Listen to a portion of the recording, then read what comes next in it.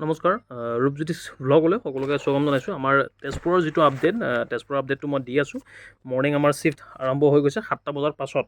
আমাৰ যিহেতু কেণ্ডিডেট তাতে আছে আৰু লগালগ আমি ৰিপৰ্ট লৈছোঁ। 3টা গ্ৰুপ দৌৰালে তেজপুৰ আছাম ৰাইফল 24 ছেপ্টেম্বৰ আৰু তেওঁৰ টাইম লাগিছে 22 মিনিট 18 ছেকেণ্ড 10 পাক।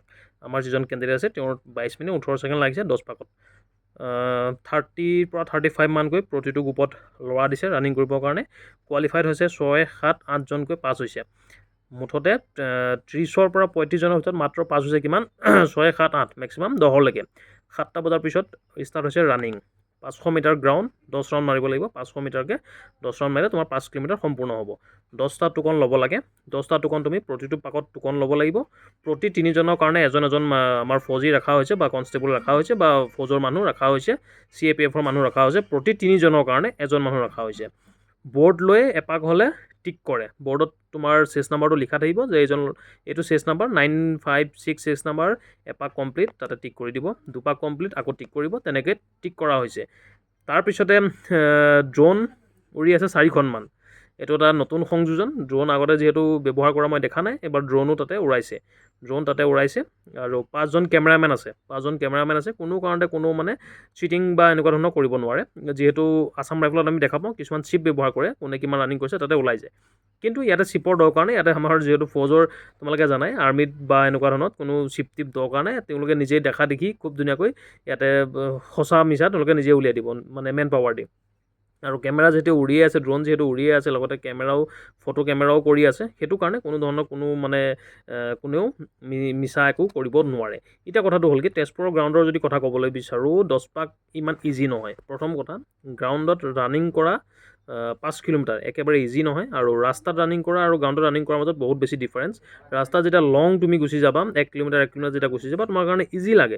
আৰু যেতিয়া তুমি পাক মাৰিবা 500 মিটাৰ পাক 10 পাক মাৰিব লাগিব। এতিয়া আমি পুলিচৰ কাৰণে যদি কওঁ, পুলিচৰ কাৰণে কোনোবাই 13 পাক মাৰে, কোনোবাই 12 পাক মাৰে। এনেকৈ পাক হিচাপত আমি যিহেতু 300 মিটাৰ ট্ৰেক বনাই, কোনোবাই 400 মিটাৰ বনায়, সেইটো ট্ৰেকৰ লগত এইটো 500 মিটাৰ ট্ৰেক। 500 মিটাৰ ট্ৰেক এটা ৰাউণ্ডটো বহুত ডাঙৰ ৰাউণ্ড। 400 মিটাৰ হ'লে আমাক কিমান ডাঙৰ লাগে। 500 মিটাৰ হোৱাৰ লগে লগে আৰু ডাঙৰ।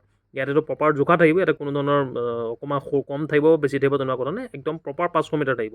প্ৰপাৰ 500 মিটাৰ ৰাউণ্ড 10 পাক মাৰা যিটো গৰম বৰ্তমান পৰিছে সেইটোত ইমান ইজি নহয়। সেইটো কাৰণে যিসকল পাছ কৰিছে তেওঁলোকে সঁচাই যিহেতু কষ্ট কৰিছে। আৰু কোৱালিফাইড মই কৈছোঁ 6, 7, 8জনকৈ কোৱালিফাইড হৈছে। তেওঁলোকে এতিয়া বৰ্তমান বহি আছে।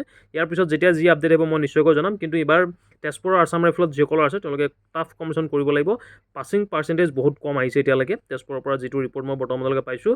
আৰু 10 পাক যিহেতু মাৰিব লাগিব সেই হিচাপকে নিজকে প্ৰস্তুত কৰি যাবা যে মই 10 পাক ৰানিং কৰিব লাগিব, 10টা টোকন মই ল'ব লাগিব।